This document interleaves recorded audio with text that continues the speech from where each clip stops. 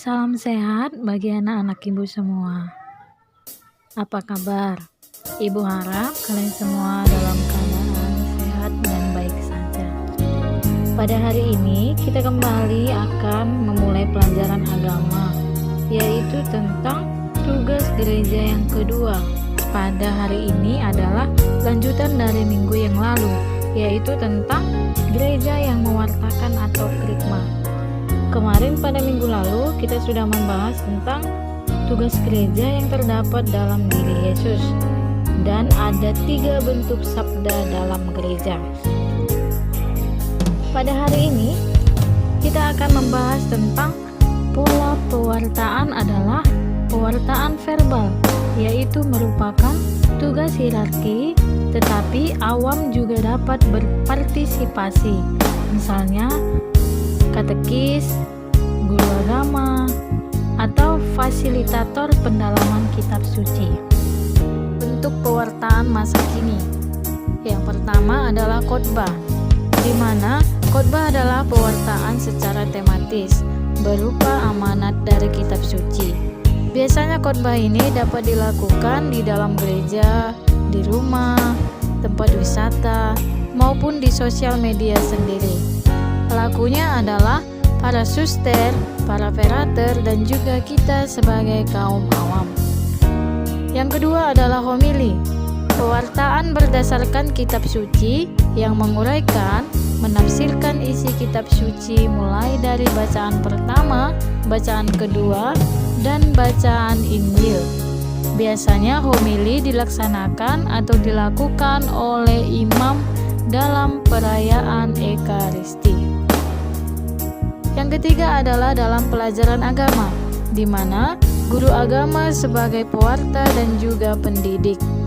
Guru agama mendampingi siswa untuk menemukan makna hidupnya dalam terang kitab suci dan juga ajaran gereja. Nah, dalam pelajaran agama lah ditemukan proses pergumulan hidup nyata dalam terang atau kesaksian iman. Keempat adalah katekese umat, di mana kegiatan suatu kelompok umat yang aktif berkomunikasi untuk menafsirkan hidup nyata dalam terang Injil. Ini berkelanjutan dengan aksi nyata, di mana membawa perubahan yang ke arah lebih baik lagi. Kelima adalah pendalaman kitab suci.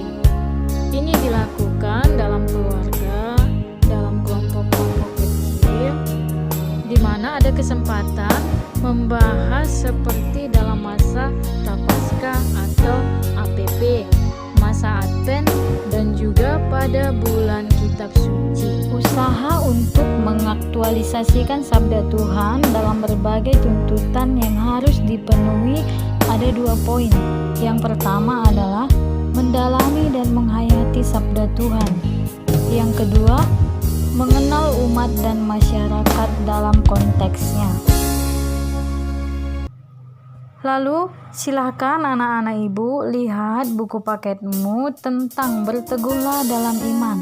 Silahkan kamu baca dengan baik.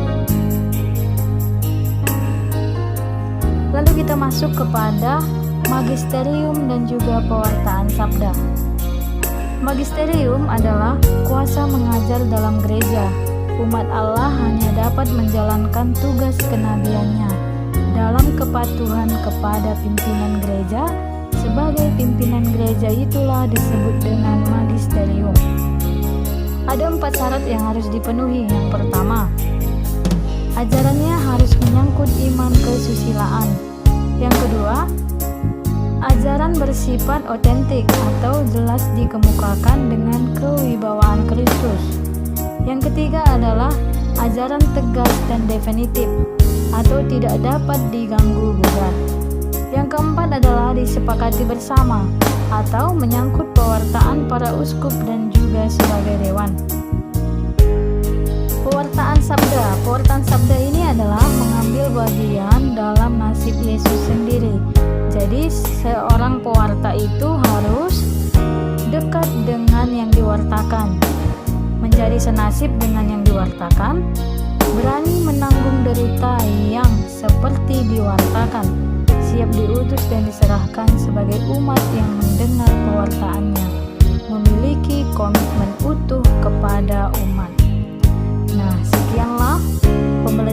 kita pada hari ini. Apabila ada materi yang kurang jelas bagi kamu, silahkan kamu tanya ibu melalui WA pribadi.